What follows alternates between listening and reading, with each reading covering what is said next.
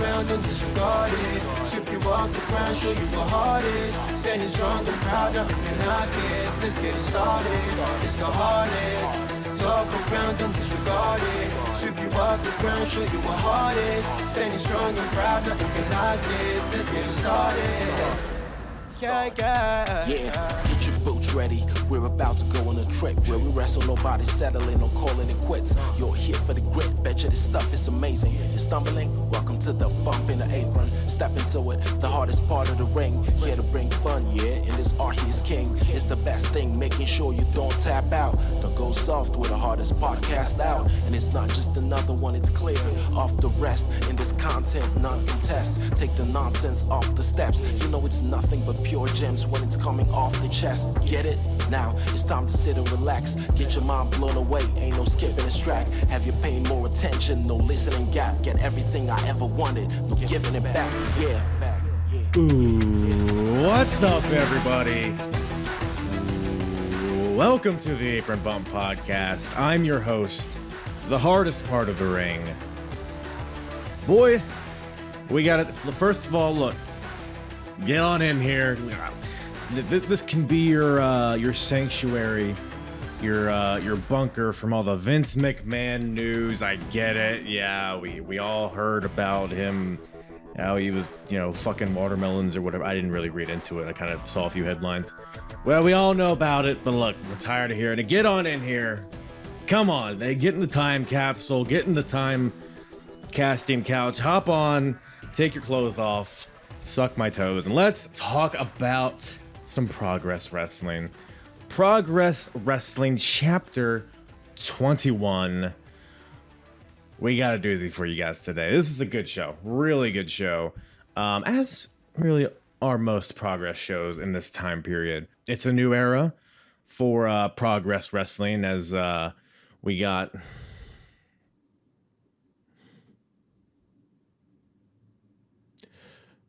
See, if you're listening in audio land and not on YouTube, that's fine, but you're missing out. Holy shit! On some cat asshole.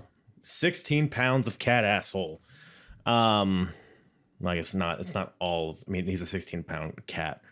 It's probably not all in his asshole, but I guess it's kind of in the middle, so you can kind of consider that. By the way, I got a new camera. I'm still playing around with the settings. Am I fucking pale as shit, or is my brightness too high?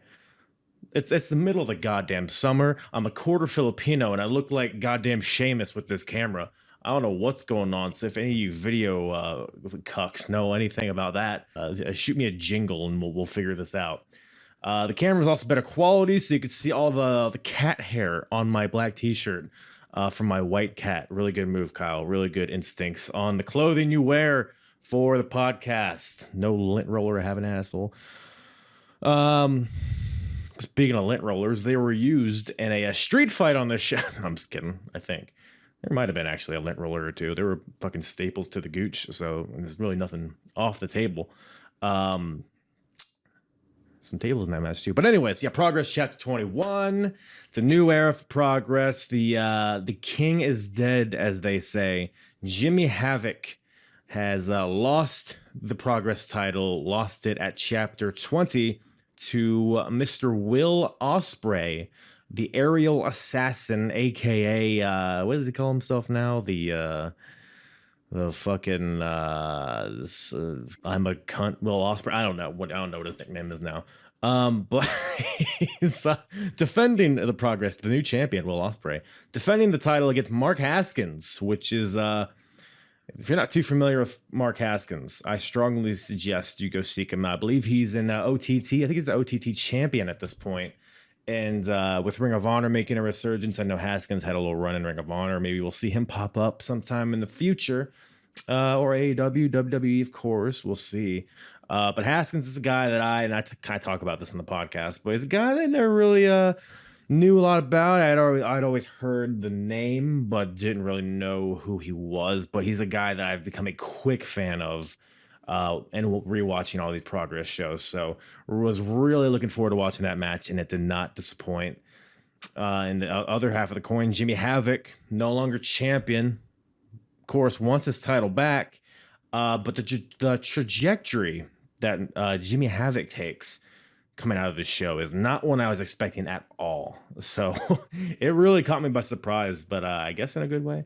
But crazy stuff there, like ridiculous crazy stuff. So the world title scene is it's pretty rambunctious at this point in time in September of 2015. And we got the tag team titles also on the line in this show. The Sumerian Death Squad, the champions, taking on, you know what? I'll save it. It was an open challenge, and a certain team that maybe lived in an era that was undisputed. Okay, it's fucking Roderick Strong and Adam Cole. But yeah, a tag team match straight out of NXT Black and Gold.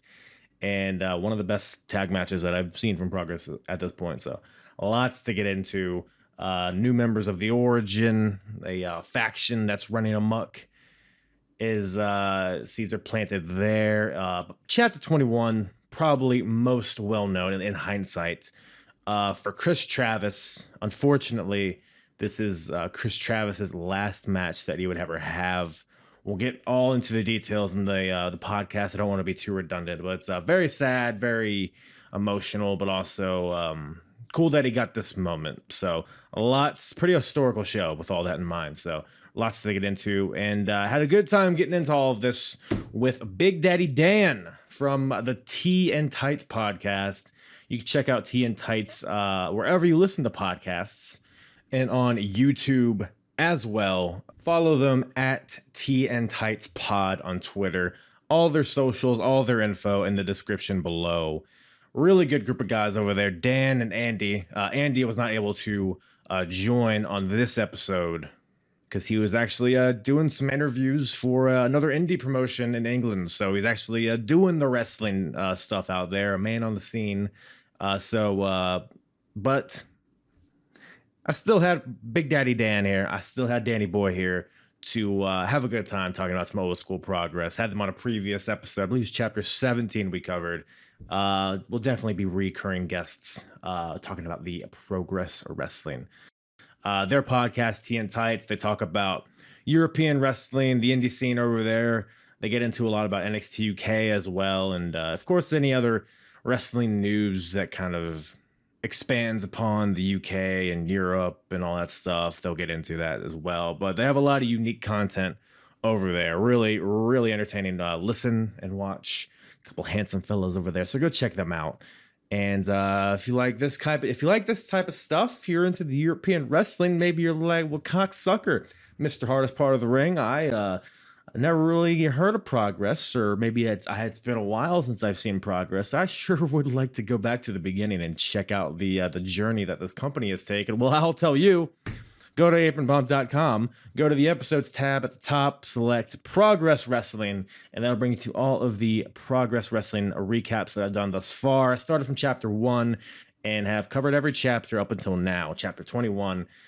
So join the journey with me. Why don't you hop on? God, it is hot in here. Am I sweating? Why did I pick a hot ass summer to get a new camera? I feel like I got jism coming out of my pores. But go check that out if you like that kind of stuff.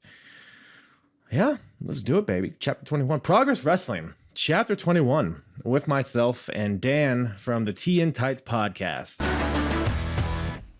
Okay, well, now we're good. You see? I mean, is it a fluke? Okay.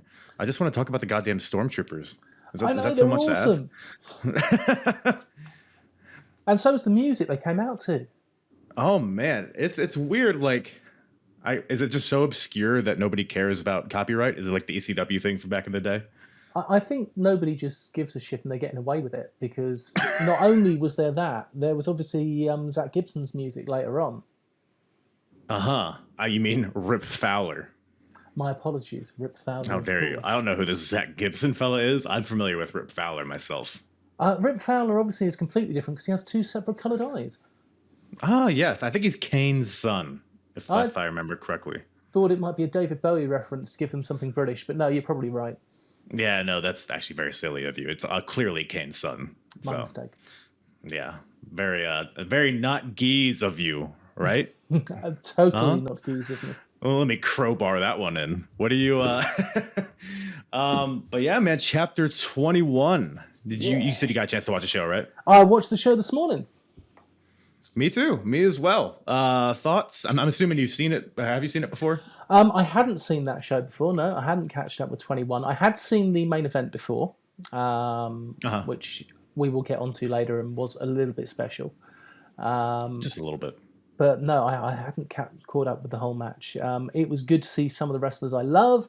It was a shame to see some of the wrestlers who we don't respect quite so much anymore. But my God, what a show it was. Yeah, a couple of naughty boys on this show. But yeah, definitely a banger of a show. I mean, to me, I feel like in hindsight, this show is probably the most significant because of Kris Travis. Would you agree? Yeah, very much so. I'm sure we'll talk a lot more about it, but being Kris Travis's last ever match, it's a very sad thing, but it was done so well. Right. Yeah, it was cool that he got to have that moment, and obviously very sad. But we'll get into it. But yeah, very very emotional moment there. But what was not emotional is how the show opened. So it gave me all the feels. It made me feel something. Yeah. so you got that whole little intro deal with Jim Smallman, as he always does. There's two stormtroopers ringside for whatever reason. And then cheers to that. And Smallman and the stormtroopers get in the ring. This is on a wrestling show, everybody. And the stormtroopers strip down and they unveil themselves as the Geezers, Sebastian and Tom Irvin. You familiar with these fellas? Tom Irvin, yes. Sebastian, not so much. Yeah, Sebastian is, I think at this point, he's in the Natural Progression series. I don't know what he would go on to do, but at this point, they're both, pretty focal points here. They've gone on to do a vast amount since COVID. I don't know if they've been coming back since, but much like another tag team we'll be discussing later, that they haven't done a huge amount following COVID. Right. Is it the London riots? It is indeed. Ah, yes. They, a couple of things have gotten in their way of doing things, I suppose. For one of them, yes. Yeah, and it's actually the same for both sides of this opening match. so we got, it's like a minefield, this card, I'm telling you. So, I will just say, though, the music, yep. we mentioned how it's interesting that they do get away using a lot of copyright music, but that they did use the music so well, and the crowd did really enjoy it. Oh yeah, for sure. So we got the London Riots, of course, the team of James Davis and Rob Lynch versus the Origin, the team of El Ligero and Nathan Cruz. Yeah. Nathan Cruz, he's making a bit of a comeback recently, right? I think he's doing a little tour of America. He's done some dates in the States. He's been doing a lot in the UK. He's got some good matches coming up soon in the UK as well. I think Andy's going to see him for Progress fairly soon. Oh, that's cool that he's still around there. Yeah, he's one of those guys. I always wonder why he never popped up anywhere else, because he seems like such a good heel, I think. I think it fitted him really well with the older Ring of Honor stuff. I think he could have gone along with some of the guys we're going to see later on and done very well for himself. I have a question. So Progress crowds, they're known for their chants. They're very good at their chants. Me, a stupid American, I don't really understand all of them. What were they chanting at Cruz here? It sounded like wank safe or something. Stain. Wank stain. Oh, yes. like semen. Yes, like stiff sock. The old stiff sock. I'm familiar. Although, how do you just go on and wear the sock afterwards? That's something I've never really understood. I believe washing is generally involved. Right, but it was there, right? I'm aware you don't just do it and then, all right, time to go to work. But anyways, so we got Ligero and his shitty little horns out there. Oh, yes. They're doing the same, the shitty little boots deal, but with Ligero's shitty little horns. And they are, I don't know, I feel like as far as horns go, they're decent. As far as horns go, they're decent. It's a traditional chant. It's currently being used for Lycos Gym in the current Progress with shitty little wolves. Oh, okay. Okay, I see. It's kind of their thing, I guess. It continues. Well, that makes me feel good. So we got the Riots coming out there, and they're APA inspired shirts, but it says RIP for Riots insurance policy. Oh, Riots in progress. Is that what it is? Are you sure that's what it is? Fairly sure it is. I could be wrong. Their insurance policy is obviously their large cricket bat that they have in the corner of the ring. Speaking of cricket bat, this is a real note that I took on this match. Ligero jerks off the cricket bat into the face of Rob Lynch. Thoughts? Yes. A good use of props. Possibly pointing out that Progress is an over 18s show. And obviously having something hard and phallic is always fun to play with. Oh. Yeah. So anyways, we got... I have no response. You just nailed it. But then we got the London Riot, the opening match. It was solid. You got some fun double team stuff by the Riots. You got a catapult into a spear, which looked pretty nice. The slingshot back suplex by Nathan Cruz, I thought was absolutely brilliant. Yes. The Riots. Ligero goes for a flipping tope onto the outside, but the Riots catch him and then hit the district line on the outside into like the 3rd, 4th, and 5th row. Just onto all the chairs. That looked nasty. It's always dangerous to be in the front row of a Progress show.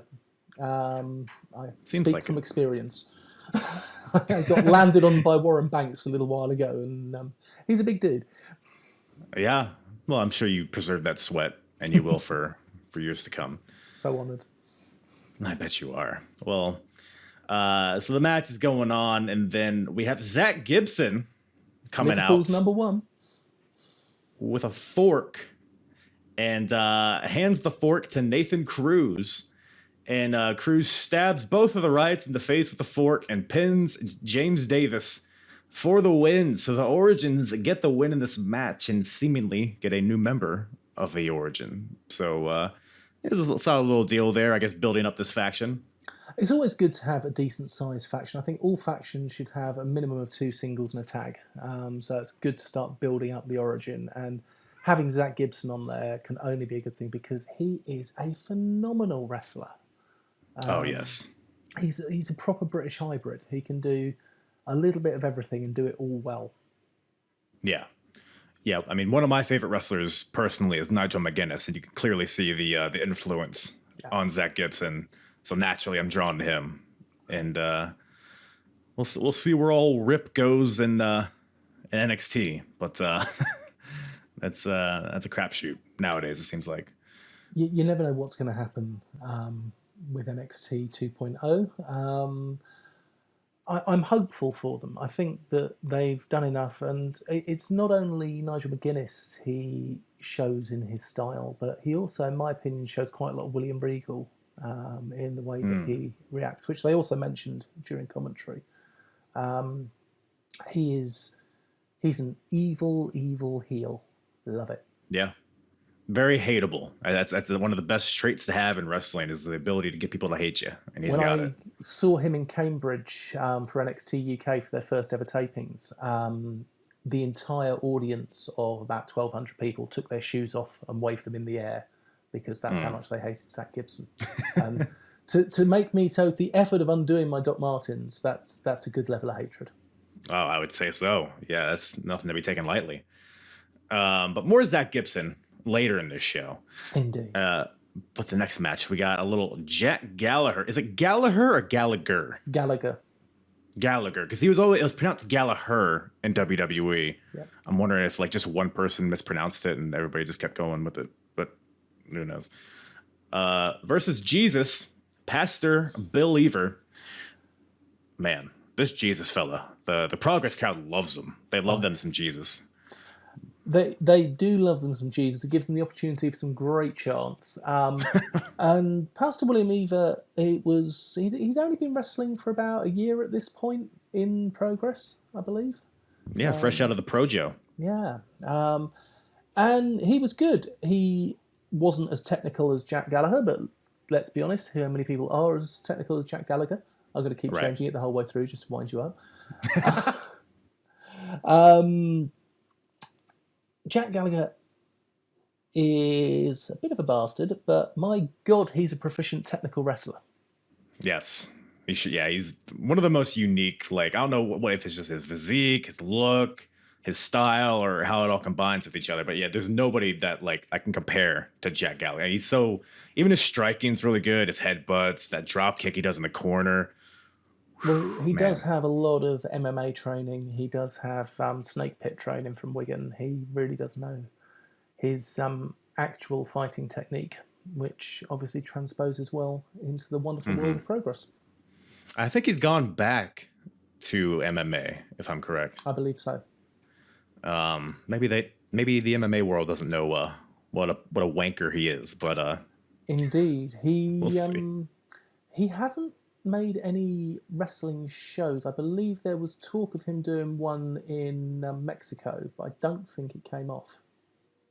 He'll just put on a mask and then although I guess he has that big ass tattoo on his chest now, so I guess it's harder to be incognito about it. But I mean, as far as the match goes, Pastor William Eaver was just coming off that win off Noam Dar. Huge win, yeah. Yeah, very unexpected win. He looked good. He looked like he was still learning, but I thought he came across well. What was your opinions? Yeah, I mean, he's got the character for sure. He's embracing that and the chants, which, I mean, you can have all the wrestling skill in the world, but if the crowd doesn't care about you, it doesn't really matter. And the crowd's really into Bill Eaver here, William Eaver. And yeah, I thought the match was good. He busted out, Eaver did, a run up. What did he do? He went up to the top rope with Gallagher's wrist and did like an arm drag, like a lucha libre style, like Eddie Guerrero style, not to compare it to his, but so he's in there. He's trying to go pound for pound with the technical aspect with Jack Gallagher. But as you mentioned, you can't really.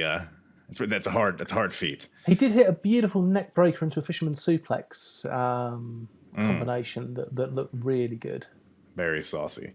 Jack Gallagher's getting compared to Nigel Thornberry in this match by the crowd, and I'm sure that'll be a running theme. Hopefully, crowd said it was a smashing match. Were you a Wild Thornberry's fan back in the day?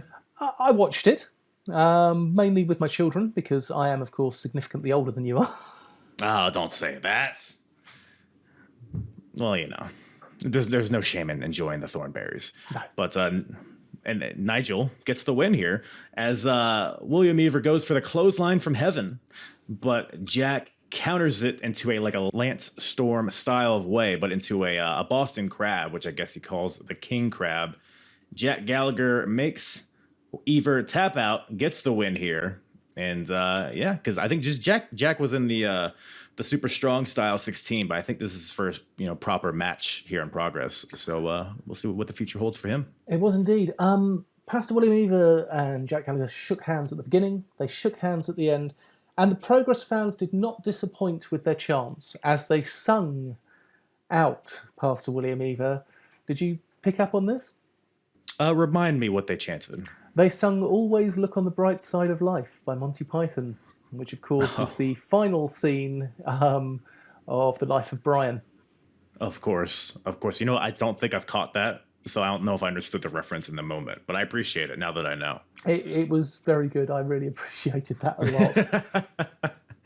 Well, I appreciated Eddie Dennis, who's in this next match. So we got Eddie Dennis versus Zach Gibson. So now he's in a match, not just throwing forks at people. So we got Zach Gibson. He comes out with Nathan Cruz, so seemingly showing that he's a part of this faction. No Ligero, but Nathan Cruz is out there with him. Zach gets in the ring, grabs a mic, and he's cutting a promo. He's like, because basically, I guess the origin, their whole premise is that they hate the silliness of Progress. They're all guys that were there from the beginning. Even Zach Gibson, he was on the first show, I believe, and so was Nathan Cruz, first ever champion. Ligero was on that first show. So they're pretty much hearkening back to the roots of Progress, which is hard to believe that even at chapter 21, it's already 3-4 years old at this point, the promotion. They're sick of this. They brought up the Stormtrooper stuff in the beginning. They're like, fuck all that. We're here to wrestle. So, yeah, we got Eddie Dennis coming out, who's like the mascot for silliness of Progress out there with his bright green and pink attire. Were you a fan of his little attire get up here? No. In a word, no. I can understand. I guess it's not that different than what he does now. I can understand why he did it, because he is a very slim guy. So I can understand wanting to cover up, possibly. But this is at the point where he was still pretty much a weekend warrior. He was still teaching full-time at this point. Right. So he was a busy bunny. And it was nice to see happy Eddie Dennis. Yeah, very different than the Eddie Dennis of today. Indeed. He's busting out the old Eddie Mysterio type offense with some head scissors, and he even goes to the top at one point, but Nathan Cruz distracts him, and Zach takes advantage, tosses him shoulder first into the ring post, works on the arm for most of this match as his finishers, the Shankly Gates, targets the arm, but Eddie starts to fight back at some point, hits his spinning side slam, but then Gibson fights back, hits the second rope lung blower. And that looked nasty. Ooh, that was a far leap for him. And Eddie starts to fight back. It's a back and forth match. Eddie goes for a flipping tope to the outside and hits it. Throws him back into the ring. Eddie hits a buckle bomb and then a sit down Liger bomb for a 2 count. That was really good. I bid on that one. I thought that was going to be it. But then Nathan Cruz, as they're kind of recovering in the ring, puts something in Zach's shirt that he has kind of folded up in the corner. And then Eddie goes for the next stop driver, but then Cruz gets on the apron to distract him and the ref. Then Zach Gibson grabs the fork that was placed in his shirt, goes to hit Eddie in the face with it, but Eddie stops him and grabs the fork. And before he can use it, Nathan Cruz gets in there and takes the fork away from him. And then as all this kerfuffle is happening, the ref's distracted, trying to get Nathan Cruz out of there. Zach Gibson hits Eddie Dennis with a low blow in a small package, which seems appropriate, for the win. So Zach Gibson gets the win in a very naughty fashion. So yeah, I guess, with Jimmy Havoc dropping the title and all that, maybe they're trying to establish some new heels on this roster at this point. Excellent use of the word kerfuffle there. I try to throw one in every episode. I'm impressed. This was a classic heel move. Kick to the dick. Just not nice. It's an undefeated move, really. It's a hard one to come back from. It really is. It really is. It seems that most of this Progress show seems to be discussions around dicks at the moment. We're going to have to move on. It's not going to get any less, so buckle in. Strap in. Any other thoughts on this match? Thoroughly enjoyed it. It showed, again, British hybrid wrestling. It showed elements of Japanese striking. It showed elements of Mexican high flying and lucha libre. It showed proper British tactical exchanges. It was just a really good match that could be shown right now on any show across the world and be thoroughly enjoyed. Absolutely. Yep. And both these guys are up there in the Fed, as the kids call it, doing big things. And good to see some of their early days here. Just as good. But in the ring, after that match, Jim Smallman's he seems like he's preparing for intermission, talking to the crowd. And then we hear the music of regression, Jimmy Havoc's music. So Jimmy Havoc, Paul Robinson, Isaac Zurcher, they come to the ring. The crowd chants, "Where's your title?" at Jimmy Havoc, because he lost the title at the last chapter to Will Ospreay. And so Havoc and Robinson are in the ring. Zurcher, big dumb Zurcher, is just cornering Jim Smallman in the corner of the crowd. Like, he just kind of like making sure he doesn't go anywhere. Havoc has the mic and he says, he's like, "Okay, I know you guys don't do rematches, but give me a number 1 contenders match." And Smallman's like, "Okay, you know what? We kind of figured you would do something like this. So you know what? Go ahead, have at it. You have your number one contenders match. We've even put some weapons under the ring for you, some toys under the ring." Says it's going to be a no disqualification match. And his opponent is Paul Robinson. So we got Jimmy Havoc versus Paul Robinson, some regression on regression of violence. And so Jimmy's like, he just points at Paul. He's like, "Come on, Paul, just lay down. I'll pin you and we'll get on with it." But Smallman's like, "Hey, if you guys try to rig this match, you're both fired." So they have to destroy each other. And Zercher's kind of just the big dumb gorilla in the middle of them. He doesn't know what to do. He didn't know who to support. Both guys try to urge them to support them, and then Zercher just ends up flipping them both off and walks out. So, but then the bell rings, and then Paul Robinson just a quick roll up to try to get pin him right away, which it was like, okay, there's gonna be a match now. I genuinely bit then for that quick roll up. I thought, my God, are they going to do it in a sort of like 2-second roll up? I thought it was possible. Right. Yeah, but this match, there was a story that I thought was going to be told in this match, and it was not at all, because I was expecting like Havoc to beat on Paul Robinson, and Paul like maybe fights back, almost wins. Like I thought Paul Robinson was going to be more of the babyface here, but in reality, I thought it was more Jimmy Havoc that was the babyface in this match. I mean, it shows some example of how good Paul Robinson is, that he could turn Jimmy Havoc babyface in progress. Yeah. Yeah, perfectly said. He is a phenomenal wrestler who has had some allegations made against him, and they have all been overturned by equity and by various other people as well. Paul Robinson is back wrestling in the UK, and I'm going to say that I wish him well in it. Yeah, talented dude, for sure. Yeah, like you said, I mean, Havoc was the heel among heel. I mean, there was nobody with more heat than Jimmy Havoc in that company. And right the next show, Paul Robinson's just somehow more hateable. That Dobby-looking motherfucker. He's just because Paul was like getting some offense in the beginning, and the crowd was like starting to get behind him. And then Paul, he like gets on the second rope. He's like about to like cheer on, like try to urge the crowd on, but he ends up just flipping him off and spitting into the crowd, which is just. And at that point, everyone was with Havoc at that point. But this match was brutal. Like I said, street fight kind of, or no disqualification, whatever you want to call it. Lots of weapons, lots of violence, lots of blood. Any moments in particular stick out to you? The light tubes being taped onto the post is a case of, right, who's going to get them and how's it going to be Jimmy? Yeah, it was those light tubes, man. I mean, I know it's a very common thing, but whenever I see it, it's just... but yeah, I mean, the light tubes, we got tables being brought into this. Havoc hits like a rhino style pile driver onto Robinson off the apron through the table. And that was early in the match as well. Oh, that's the collar and elbow tie up of this match, was a pile driver through a table off the apron. For sure. Beautiful Example of a different way of starting a wrestling match. Yeah. There was a big slam from a top rope onto a pair of chairs with thumbtacks on, which looked nasty. And then something different that I'd not seen before was putting the thumbtacks on a downed opponent and then jumping on them.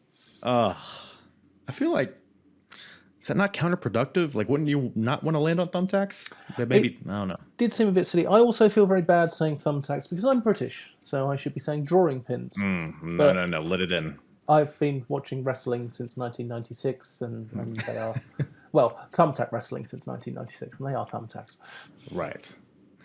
But yeah, man, what else? Frying pans. I mean, there's one point where I think it's Paul Robinson has the frying pan. He goes to hit Havoc with it, but Havoc reverses. He tries to hit his acid rainmaker, but then Robinson blocks it with the frying pan and then hits Jimmy Havoc with it. I think that's what initially busted open Havoc. But then we have staplers, of course. You can't have a wrestling match without a stapler. And we've got to, of course, continue our dick discussion, which is where Havoc gets stapled. Well, first, it's I love the back and forth, because you've seen, chop battles, where one guy will chop the guy and the other guy will chop the guy. Well, in this case, Havoc was chopping Paul Robinson, and then Robinson would come back with a staple to the chest, a few to the chest, one to the forehead. And then the last one was a Shattered Dreams kind of move, where Goldust would put the guy's legs in each rope and then kick him in the penis. But in this case, Paul Robinson decided to staple the balls to the gooch of Havoc. So, Carl, I've got to ask you, what would you rather? A chop or a staple? Like a chop to the dick? Or to the chest? No, to the chest. Oh, okay. Versus a staple to the chest. Yeah. I feel like a staple it'd be like a pinch. But I guess it depends who's chopping you. If it's like Walter, yeah, staple a whole pack of staples in my chest. Yeah, I think I'll go for a nail gun compared to Walter. Let's be honest here. Sorry, Gunter. Gunter, yes, with Kaiser roll. So we got, but man, so more light tubes, like you said, it got taped to the ring post, and both guys are trying to ram each other into this light tube ring post combination. Havoc goes for the acid rainmaker, but Robinson ducks, and Havoc clotheslines the light tubes. And I don't think it broke quite enough for him. So Paul Robinson just rams Havoc headfirst into these light tubes. And man, just what a spectacle. The explosion and the shards just everywhere. There's been a few British companies recently that have done light tube matches, which obviously you see a lot of with GCW and like. But if you keep them to a minimum, I think there were only about 10 used in this match in total. I think it actually makes them seem more dangerous than when you've got 300 of the damn things. Yeah, that's a good point. Yeah, when you first said 10, I was like, that feels like a lot of light tubes. But yeah, there are like guys that'll just have like a ring full of light tubes, and it just seems like, yeah, like you said, no one really reacts to any of the spots because that's all it is. But in this case, I think it was used perfectly.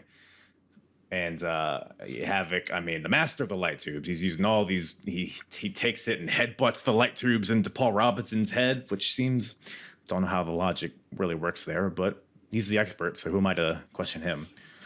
And it's at this point, I mean, because Paul, he kind of fights back. He takes some of the shards of the light tubes and starts like jamming it into Havoc's face and arm.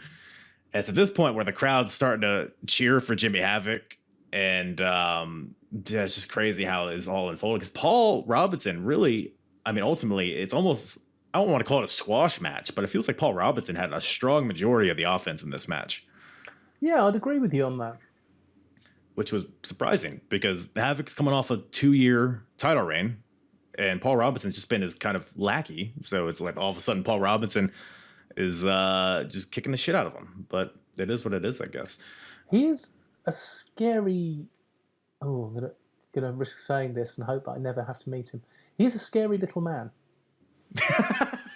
He would not appreciate that. No, I'm sure he wouldn't. But even though I'm sort of a foot taller and double his weight, I would be terrified to meet that guy. Yeah, he really does not care. He is a scary man. The face, the bald head, all of it. But ultimately, and like you said, there's thumbtacks come into play. People get suplexed onto it, sentons onto the tacks.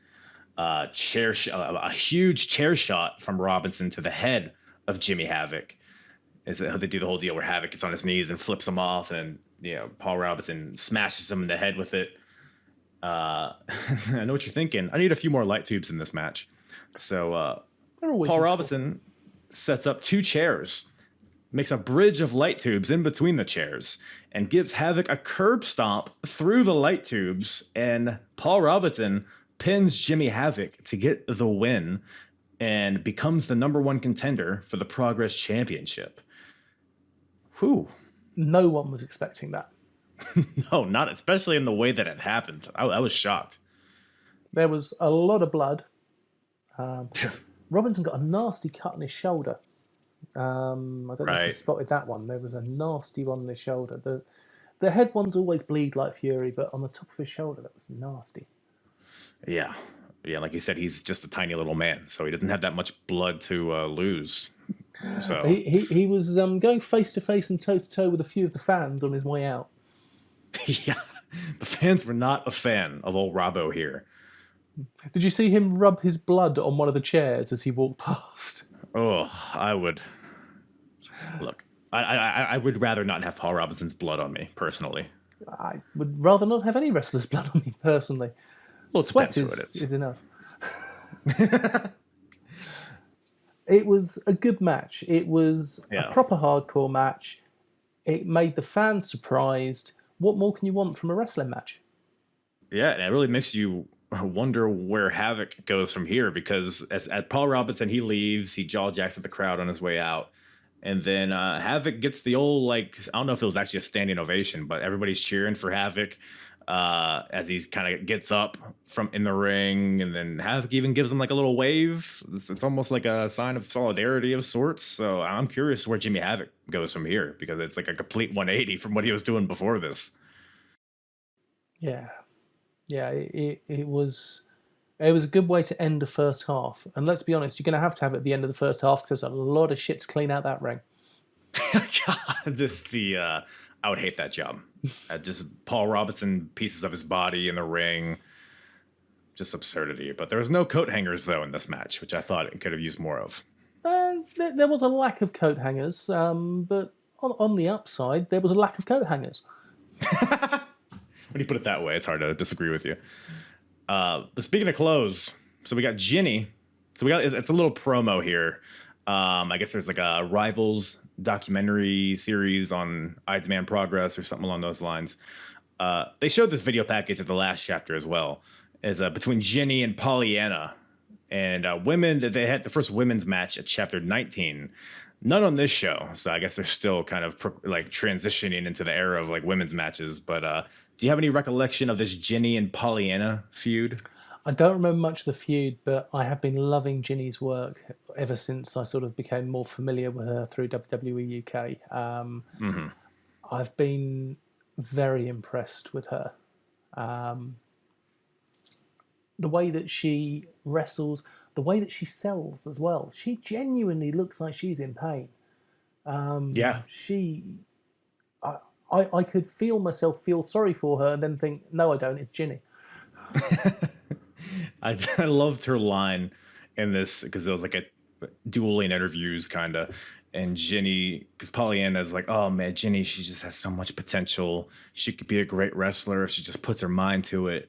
And then Ginny's like, I saw the outfit she was wearing for the picture of our match, and it just made me hate her. So like, it's like an exaggerated version of what her character is now, which isn't too different. Although we're recording this on a Thursday, and my thought is that Friday on SmackDown, she's going to join the Maximum Male Models as Max Dupree's sister, which I think is the angle that they're teasing. So either I'm going to seem like a silly goose for saying that, or I think a lot of people are kind of anticipating that, though. I know that she headed over there with Gunther, because obviously they're a couple. And I think she would just be fantastic in that role. She deserves it. They could use some of that star power that Jenny brings, or Maxine Dupree, if that ends up being her name. But the second half gets underway in a big way. We got Marty Scurll versus Kris Travis. Very sadly, the final match of Kris Travis's career. I don't know, man. How did you feel watching this match? I guess is the question. I feel happy that he had this match. I felt good to see him come back. Obviously, he was physically much different to his time in Project Ego. He had lost a lot of body mass. But Jesus Christ, he'd had stomach cancer. He was going to lose a lot of body mass. He came back and everyone was pleased. Everyone was so happy to see him. All the fans, all the wrestlers. He's up against Marty Scurll, who at this point is a truly hated heel. And at the beginning, with the handshake and the hug, that you know that they are friends. You know that there is this there and that he is genuinely happy for him. So why don't you take us through how the match went? Yeah, because Kris Travis, he's always been kind of a thinner guy, but yeah, definitely you can tell the toll that the cancer's taken on him. But again, like, what do you expect? The fact that he's here wrestling is more impressive than anything we could say. But Marty Scurll versus Kris Travis. Kris, obviously super emotional. This is return to wrestling.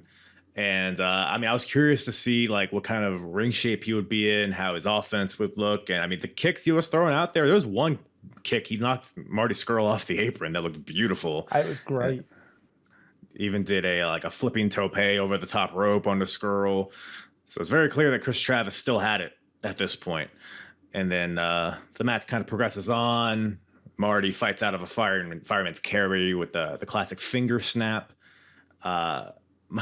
Marty Scurll hits his tornado DDT, and then Travis pops right out of it. Like the momentum takes him onto his feet, and then he hits a super kick, and then they both collapse, which I love. When you have that kind of no sell, quote unquote, moment, I like it when you kind of sell it after the fact, where it's just like a quick rush of adrenaline. It was beautifully done. The speed of the up to vertical kick and down again, it did look like one movement.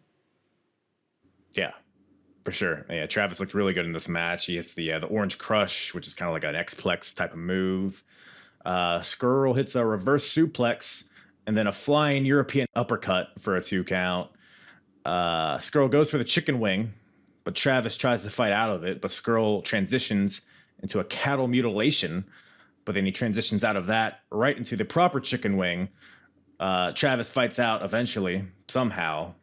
But then Scurll goes for a brainbuster, but Kris Travis counters it with a small package and gets the win. So Kris Travis gets the quick win, gets the win here. So really cool moment. And there's some post-match shenanigans. But as far as the match itself, what do you think of it? As far as the match itself, I thought it was brilliant. It wasn't that quick a win either. It was a decent length match for someone that's coming off that kind of illness. Right. I know he'd had a couple of matches on the indies before the Progress match, but that was still quite a long, hard-hitting match. I think he did really, really well. Obviously, I'm not going to say it wasn't up to his usual standards, but they worked around his abilities. I think that's a better way of wording it. Yeah. Yeah, I mean, a lot of the match was Scurll in control, but Scurll, he didn't hold back necessarily. I mean, he was still throwing out all the super kicks, all the suplexes and all that Scurll typically does. But yeah, all things considered, Travis looked amazing in this match. And to further this, as if this wasn't enough, I guess I don't know if they had what kind of angle they had planned going forward here. Obviously, weren't able to follow up on it. But so Scurll and Kris Travis hug after the match. Marty raises the hand of Kris Travis, and then super kicks him right in the stomach. Yeah. I was watching him hug in the middle of the ring. I saw Marty hold his hand up. I was like, please don't do it. Don't do the attack after that. It was like when Dean Ambrose did it the night Roman Reigns announced his leukemia and he turned heel on Seth Rollins. It was a similar feeling. It was like, come on, man. But go ahead. At least when they did it properly. This wasn't just a little beatdown. This was a major beatdown that required a lot of people to tear him off. Yeah, because Scurll, because like I guess the Kris Travis is obviously the lead here, but there's another story going on where Scurll, he's had a bunch of losses in a row, and he always comes really close. Like in the Super Strong Style 16, he made it to the semifinals and then lost, and then he lost to Pastor William Ever at the last show. Or no, I'm sorry, he lost to who did Marty? He lost the Thunder Bastard match, and he was the last one eliminated.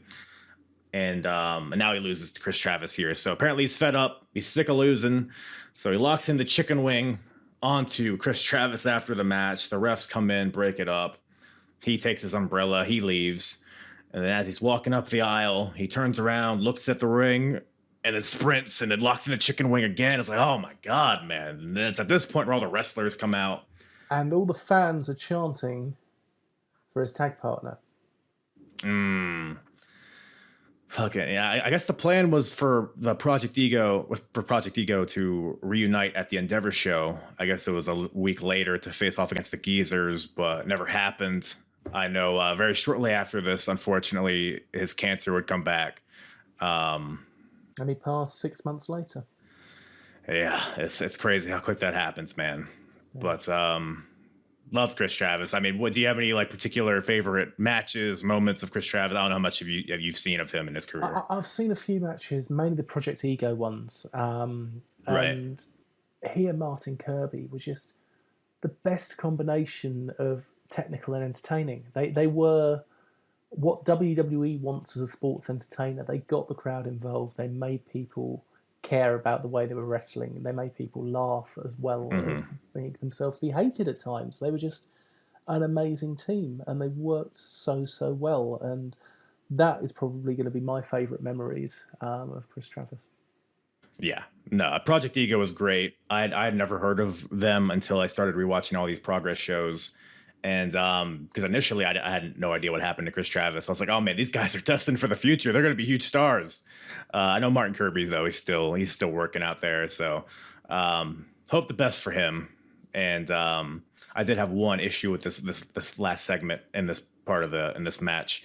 Everyone comes out to rip Marty Scurll off of Kris Travis, but everyone's just fucking staring at him and nobody's trying to pull him off of him. It's like, what are you guys doing? With the exception of RJ Singh, who was on commentary and came down. What do you got? You gotta have RJ who's out there in his slacks and his button up. You got big ass, who is Isaac Zercher? I don't know who else is out there, but good old RJ. Singh is king. He is. That's what they say. But we move on from that to a bit of a banger here. So we got the Sumerian Death Squad Open Challenge. So of course, the Progress Tag Team Champions, the Sumerian Death Squad, the team of Tommy End and Michael Dante, Malachi Black, for anybody who is not aware, is Tommy End. And so they got their shields back. I don't know if you remember this, but they got it confiscated at TSA a few months back, but they were able to retain them. Thank God. Because how else would you know they're champions without holding up two halves of shields? Really? I still can't get past the ridiculousness of it. Did they ever sell replicas of those? I don't believe they did. I think they did pin badges. You could have half the pin badge. It's kind of like when you were a 14-year-old and you got your girlfriend the half heart necklace, and now you can have your wrestling mate with your half tag team. Man, that's $1 million idea. So if it's not a thing, it's going to be a thing. But so they got an open challenge out here defending their titles. And who comes out? None other than Roderick Strong comes out. Whoo! Roddy was actually a part of the Super Strong Style 16, and he beat Tommy End in that tournament. And Roddy comes out and he's like, look, I could beat you guys both by myself, but what fun is that? So who does he recruit? Well, none other than the old, what is it, the UE right here? Adam Cole, baby. Whoo! So we got Roddy and Adam Cole, half Undisputed Era, facing off against Michael Dante and Tommy End. This is, I'm gonna be honest, this is a hard match to take notes on because there was just so much happening the whole entire time. What do you think about it? It's the notes that I've got, you won't be able to see them on the paper, but basically it ends up just being a little scrawl going down into a corner as I'm writing so fast. Kick! Oh God, kick! Shit boots, no fans. Well, that really just tells the story of the match. Next match. No. There was a lot of striking going on in this match. There were 4 world-class athletes. I don't think Michael Dante gets the credit that he deserves because it's not just a case of him keeping up. It was a case of him being an integral part of this match. Yeah. I mean, the double team cohesion was a big part of this match for both teams, really. And I mean, both teams definitely carry their weight in that aspect. Even the Death Squad, they have Cole up on both their shoulders and they just toss him 20 feet in the air. Ridiculous. Legit, the height that they got from that throw was like they were throwing Rey Mysterio around. It was it was big. And Cole's, a little bit heavier than he is now at this point, so it's even more impressive. But yeah, lots of strikes, like you said. The match even starts out with a super kick and a flying knee from Cole and Strong, respectively. They brawl on the outside in the beginning. But back in the ring, Tommy End's getting beat down.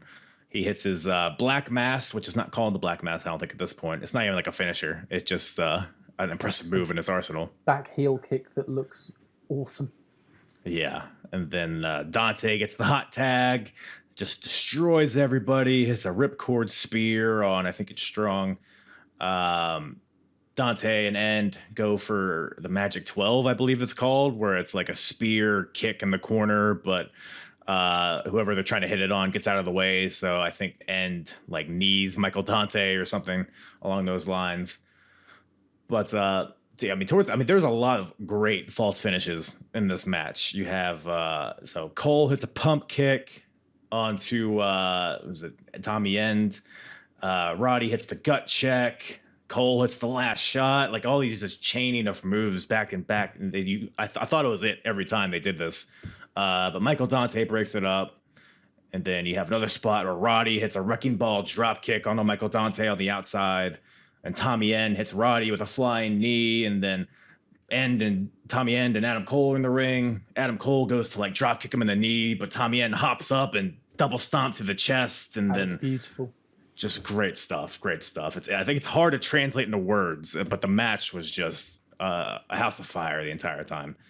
But ultimately, the finish comes when Adam Cole, he accidentally super kicks Roddy, but then the Sumerian Death Squad hit the Black Mass double team move, which is what the House of Black does. They'll suplex into a power slam move. Then they follow it up with the anti-hero, which is the fatality that the Dark Order used to do with Evil Uno and Stu Grayson, where it's like a flipping cutter off the top rope, double team move. And that gives the Death Squad the win. So they retain their titles off of two of the best in the world at this point. And a great match. Fantastic match. Probably my match of the night. It was a tough one between this and the main event, but I love my tag team wrestling. Oh, man. When tag team wrestling's good, I don't think there's anything better in wrestling, personally. And especially with these two teams, who they, like I said, the double team aspect of it, I think added to it a lot. You know, it didn't feel like just a series of singles matches. They felt like two teams fighting each other. And yeah. It was also very good. Even though they wrestled outside of the ring a lot, it didn't feel like it was a hardcore match. It didn't feel like it was a Falls Count Anywhere match. It felt like it was a wrestling match where they just went out a lot. Yeah, because you got both ends of the spectrum represented on this show. You got like Jack Gallagher versus Ever, which is a very technical, like in the ring match, and then you got Paul Robinson versus Jimmy Havoc, which is just a brutal street fight. And then you got something like this, which kind of falls somewhere in the middle. I think kind of made itself stand out from other matches on the card. But and then yeah. Now, you mentioned that you found it hard to take notes on the tag team match. Mm-hmm. How's your notes on the main event? Man, this is not very few notes. I'll put it that way, just because I spent most of the time just in all of this. So we got the Progress Championship on the line in the main event. We got the new champion Will Ospreay defending against the Thunder Bastard Mark Haskins. This match is snug. I'll say that. This was because you got Haskins, who now has this style of it's almost an MMA style. It's very fight based. It's less flash than he used to be. It's just no bullshit, Mark Haskins.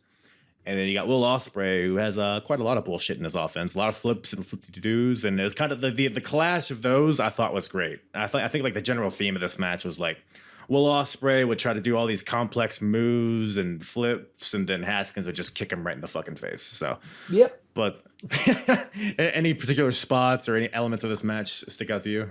The double underhook driver onto the knee that Haskins did at the very beginning looked nasty. Yeah. It was obviously he was trying to stop Ospreay's flying offense here. Also, when he did the clothesline that flipped Ospreay round. So he did a clothesline from hell. Ospreay flips and he catches him while he's upside down and puts him in a roll up. I just thought that was brilliant. I didn't understand how that happened, but it did somehow. I mean, yeah, like this match is just so smooth. Ospreay, it's smooth, but it's also like not, because there's one point where Ospreay goes for the Os cutter and he hits it, but it's almost like a spinning Os cutter, so it really made it like an awkward landing on Haskins' neck. It made it look all the more brutal, though. So I was a big fan of that. Ospreay's standing sliced bread was again another move where it was just like, how did he just do that? Right. And there was the spot that probably made me like yelp the most in this match, because I'll do that when I'm watching wrestling, but like when crazy things happen.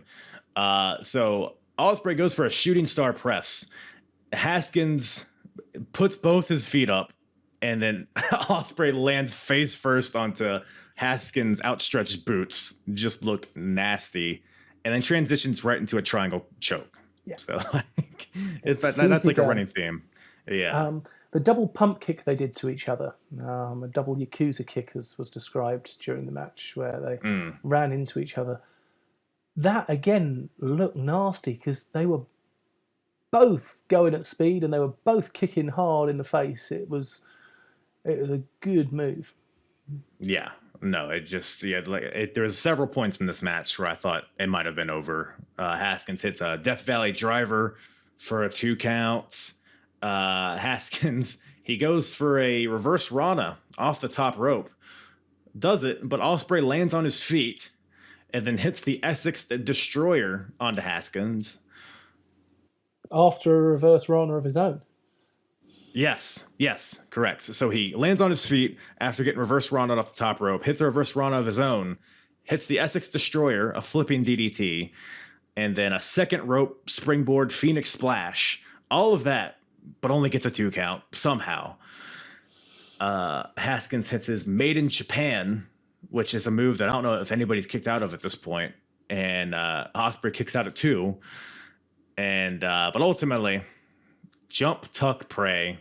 Will Ospreay wins with the 630, clean as hell. And Ospreay gets the win, retains his title. Just awesome match. I knew this match was going to be awesome when I saw it on paper, and it did not disappoint. Mark Haskins still looks as fresh 7 years later. Ospreay is the best wrestler in the world 7 years later. When is Haskins going to go back to Ring of Honor? Yeah, he's the OTT champion right now, isn't he? He is. Yeah. So it's good to see he's still doing stuff out there. But yeah, I hope to see him back in Ring of Honor or a bigger stage for sure. He's been wrestling for ICW. You can catch some of his matches on the network. And he's been having some good matches there. I saw him at an indie show in January against Martin Kirby, who we were talking about earlier. Right. And that was just a phenomenal match. Yeah. No, Haskins is quickly becoming one of my favorites because he's a guy that, another one of those guys where I heard his name before I started watching these Progress shows, but I didn't really know anything about him.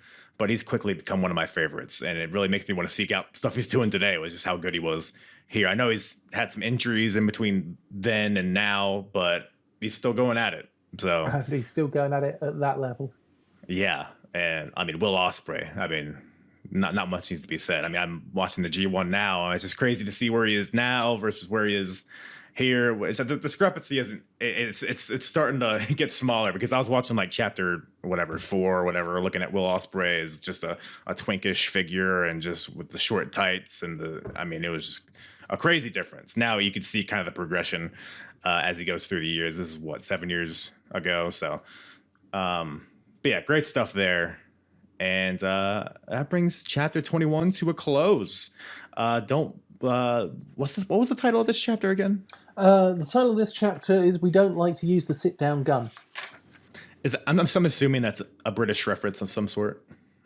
I haven't got a bloody clue. Yeah, that's disappointing. All these titles are like just weird, and I'm like, I'm sure some people across the pond are laughing at it. I was assuming it was a Simpsons thing. Then I was thinking maybe it's a Star Wars thing, and that's why we had the stormtroopers at the beginning. Well, Google is my friend. I'm sure I'll find out. Yeah, well, if anybody finds out, send all your mail to TN Tights, and they'll get on that. But speaking of which, first of all, once again, Big Daddy Dan, for joining me, taking some time to watch Progress and come on and talk about it. Where can everybody find you and Andy and all the folks and TN Tights podcast? They can find us on Spotify and they can find us on YouTube under the bodyslam.net banner. We record weekly and tell you all about what's happening in British wrestling. We give you the latest news, the reviews, and we give you a lineup of what's going to be happening that week. We also are lucky enough to be friends with Progress, and we do pre-shows for them, and we get to go along to a lot of their shows and do reviews as well. Andy is in fact at TNT, which is a wrestling company up in the north of England. It's part owned by the same people as Progress. And he's there tonight watching a show, which I believe Mark Haskins is wrestling in. It's Mark Haskins versus Robbie X versus Scotty Rourke, which he will probably be watching as we're talking. Wow, lucky him. Yeah, I mean, that sounds about as hot as the UK's been the past couple days, huh? Oh, God. The UK the last few days have been... The 98% of the rest of the world has been cooler than we have been. We've hit 40 degrees, which in England is the equivalent of about 100. That sounds pretty cold. We ain't designed to cope with this stuff. We don't have any aircon in any buildings. We don't have infrastructure that can cope. Our roads were melting. That's, in America, that's just every Sunday. It's not. It's very hot here, too. I'm sweating. You can see it. I'm currently sat out in my conservatory with the doors open, thoroughly enjoying a little bit of breeze. That sounds like a room you would find in Clue. Are you about to get murdered? Conservatory? It's quite possible.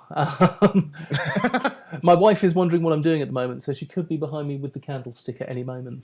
Well, she's going to find out you were talking about jerking off cricket bats, and she's going to be highly disappointed in you. I suddenly feel bad. Once again, thank you to Dan from the Tea and Tights podcast for joining me, for embracing the heat of the UK this summer to join me in discussing a little old school Progress Wrestling. Really pivotal show in the history of Progress, I think. I mean, I don't really know where they go after this, and who I'm just talking out of my ass, but seems like it from the people I've talked to. So do that. Go check out the Tea and Tights podcast. They cover current Progress and other indie promotions in the UK and Europe and NXT UK. Other wrestling stuff, the big stories in the wrestling world. Go check them out. Really entertaining podcast. All of their info in the description below, and so is mine. Hey, go check out the TikTok. Why don't you? I've been TikToking a lot lately. It's becoming a little. I kind of enjoy it. It lets me be a silly goose, because you don't get enough of it on this podcast. But also doing kind of different series on there, doing like wrestling themed stuff, clips from the podcast, clips from videos, like 100 things to improve WWE, other, new unique content on there. So go check out me on TikTok at Apron Bump and Twitter at Apron Bump 2, like at Apron Bump, as well. Probably where I'm most active nowadays. Apronbump.com for all my full episodes. Buy a shirt, rate the podcast, review the podcast, give it a like, give this video a like if you're watching on YouTube. If you're not, get your ass up, go to your Dell computer, fire up the YouTube, and hit like, hit subscribe, leave a comment. Tell me what your favorite type of quiche is. Yeah. Give me a nice quiche recipe. Put that in the comments. I don't give a shit. Copy and paste the second act of Romeo and Juliet and post it down there. I don't know. YouTube likes that kind of shit for some reason. Why am I so angry? It's hot. It's hot boy summer out here. But yeah, it's about all Daddy has for you today. Yeah. The Progress Chapter 21. Hold on. So yeah, that was Progress Chapter 21. Looks like Progress can drink now.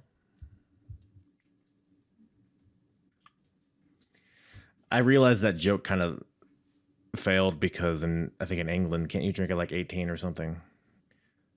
So in America, you can't drink till you're 21. So, but it's it's a European wrestling promotion I'm covering, so that probably doesn't really tie in there.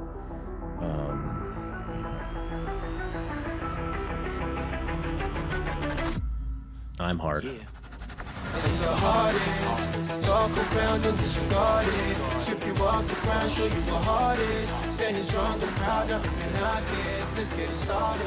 It's the hardest, talk around and disregard it. Strip you off the ground, show you what hard is. Standing strong and proud, nothing I guess.